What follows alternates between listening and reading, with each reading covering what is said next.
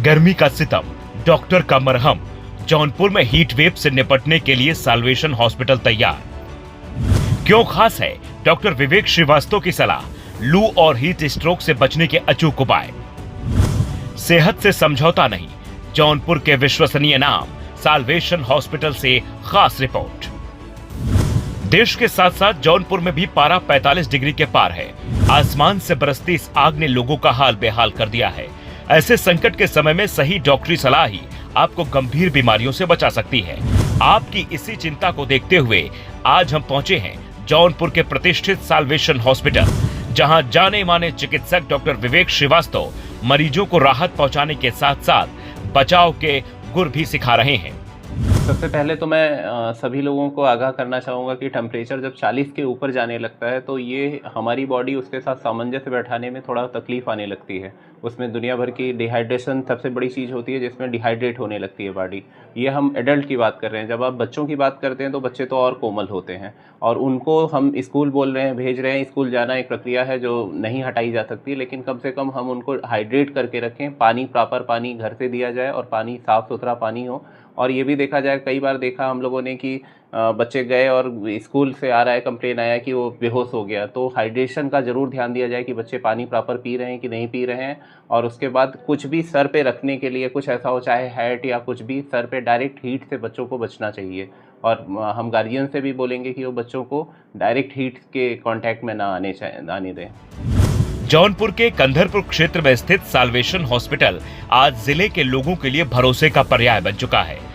भीषण गर्मी के इस दौर में जहां सरकारी और निजी अस्पतालों में अफरा तफरी का माहौल है, वहीं डॉक्टर विवेक श्रीवास्तव के मार्गदर्शन में साल्वेशन हॉस्पिटल का स्टाफ पूरी मुस्तैदी से हीट वेव के मरीजों का इलाज कर रहा है। यहाँ की आधुनिक सुविधाओं और मरीजों के प्रति संवेदनशीलता ही इसे दूसरों से अलग बनाती है। लू लगने की गंभीर मामलों के लिए यहाँ विशेष इंतजाम किए गए हैं। डॉक्टर विवेक श्रीवास्तव का मानना है कि इलाज से बेहतर बचाव है। यही कारण है कि वे समय समय पर लोगों को जागरूक करते रहते हैं। हीट वेव चूँकि एक ऐसी प्रक्रिया है जो हमेशा ही होती रहती है। जब भी टेम्परेचर मई जून का एक सीज़न आता है तो एक नौ तपवा बोल के वो चलता है, जिसमें लगातार टेम्परेचर 40+ ही बना होता है। इससे बचने का सबसे बेहतर तरीका यही है कि हम जितना कम से कम धूप में निकलें।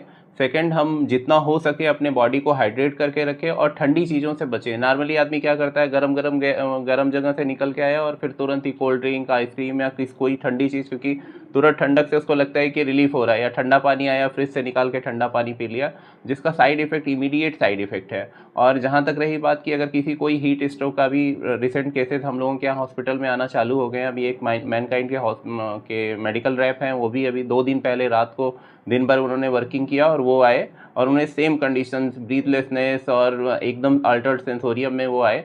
फिर हम लोगों ने देखा प्रॉपर, चूँकि इसमें जो भी बॉडी के सोडियम, पोटेशियम, कैल्शियम जो लेवल होता है इलेक्ट्रोलाइट का, वो इम्बैलेंस हो जाता है।